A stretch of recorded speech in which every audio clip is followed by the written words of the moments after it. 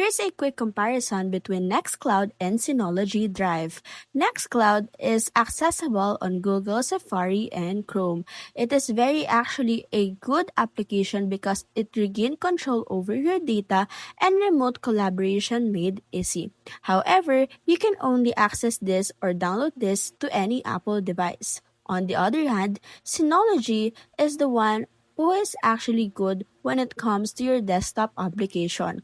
So, if Nextcloud is good for phones, Synology Desktop is good for PC, laptop, or any devices related with PC use or desktop. So, if you're using one that has a lot of data and storages that needed to be saved, Synology is the good one for you. Now, here's a quick comparison between Nextcloud and Synology. For platform hosting, Software Suite runs on virtually any server for Nextcloud, while Synology is an integrated apps only. For primary focus, Nextcloud is a full cloud platform, while Synology Drive is a file sync and storage. For architecture, Nextcloud is an open source and highly customizable, while Synology is proprietary ecosystem. So if you want to customize your files more, you are okay with Nextcloud. But if you want a more organized one, you have to download Synology Drive.